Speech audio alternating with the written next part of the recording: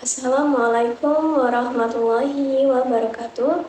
Perkenalkan, saya Intan Nabila dari Fakultas Kesehatan Masyarakat, Prodi Ilmu Kesehatan Masyarakat, kelas A, dengan NIM 1001128232822. Saya di sini akan membahas mengenai aktor kebijakan. Sebelum membahas lebih lanjut mengenai aktor kebijakan, kita harus tahu terlebih dahulu apa sih itu aktor kebijakan dan siapa saja sih aktor kebijakan itu. Di video kali ini saya akan membahas tentang aktor kebijakan di bidang farmasi. Setiap kebijakan tidak lepas dari peran berbagai aktor.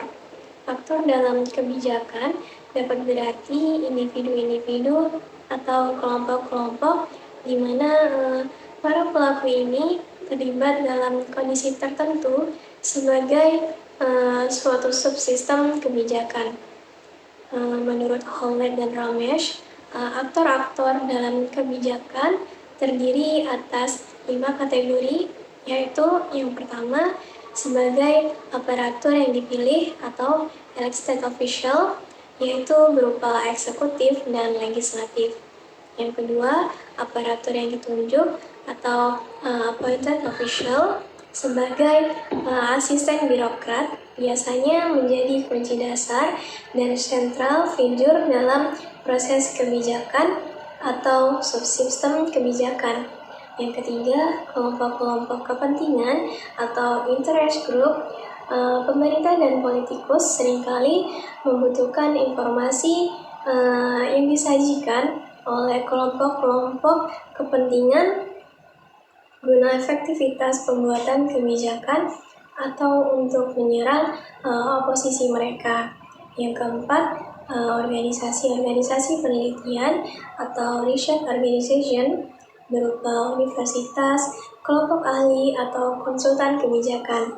Dan yang terakhir, media massa atau mass media sebagai jaringan hubungan yang krusial di antara negara dan masyarakat sebagai media sosialisasi dan komunikasi melaporkan permasalahan yang dikombinasikan antara peran reporter dengan peran analis aktif sebagai advokasi solusi. Oleh Bobai M. Anugrahata Saragi, analis hukum pada subbidang industri, Deputi Bidang Perekonomian. Bagi sebagian besar masyarakat, harga obat kerap tidak terjangkau.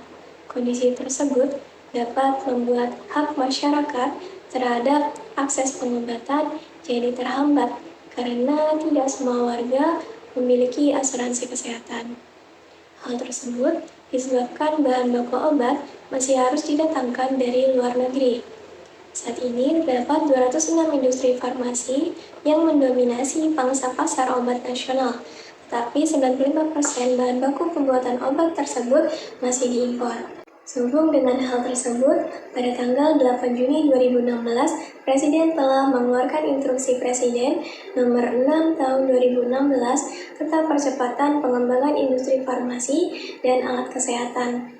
Impres dimaksud memuat beberapa hal yang bersifat percepatan pengembangan industri farmasi dan alat kesehatan, guna mewujudkan kemandirian dan meningkatkan daya saing industri alat kesehatan dalam negeri melalui peningkatan pengembangan industri farmasi dan alat kesehatan, yang meliputi yang pertama, penyusunan dan penetapan rencana aksi pengembangan industri farmasi dan alat kesehatan, seperti produk bioteknologi, produk vaksin, dan produk natural. Yang kedua, fasilitasi pengembangan industri farmasi dan alat kesehatan. Yang ketiga, mendorong pengembangan riset di bidang farmasi dan alat kesehatan untuk mendorong peningkatan kualitas dan ragam temuan-temuan baru. Yang keempat, penyusunan kebijakan yang mendorong investasi di bidang industri farmasi dan alat kesehatan. Lebih lanjut, dalam Impres Presiden menginstruksikan kepada Menko di bidang perekonomian dan Menko di bidang pembangunan manusia dan kebudayaan, serta Menteri Kesehatan, Menteri Keuangan, Menteri Riset, Teknologi, dan Pendidikan, dan dan lain-lain, guna mengambil langkah-langkah untuk mendukung percepatan pengembangan industri farmasi dan alat kesehatan. Dengan yang pertama, menjamin ketersediaan farmasi dan alat kesehatan sebagai upaya peningkatan pelayanan kesehatan dalam rangka jaminan kesehatan nasional. Yang kedua, meningkatkan daya saing industri farmasi dan alat kesehatan di dalam negeri dan ekspor. Yang ketiga, mendorong penguasaan teknologi dan inovasi dalam bidang farmasi dan alat kesehatan. Keempat, mempercepat kemandirian dan pembangunan produksi bahan baku, obat-obatan, dan alat kesehatan untuk pemenuhan kebutuhan dalam negeri dan ekspor, serta memulihkan dan meningkatkan kegiatan industri atau utilisasi kapasitas industri. Komitmen pemerintah untuk memberikan obat murah ini sangat kuat, dan hal tersebut diungkapkan Presiden pada beberapa kesempatan. Kedepannya, Inpres ini menjadi kebijakan nasional terpadu dan terintegrasi, sehingga dapat membantu mendapatkan obat dengan harga lebih murah dan berkualitas. Serta Inpres ini juga dapat menjadi model kebijakan yang akan mendorong kebijakan lain peduli kepada kebutuhan masyarakat.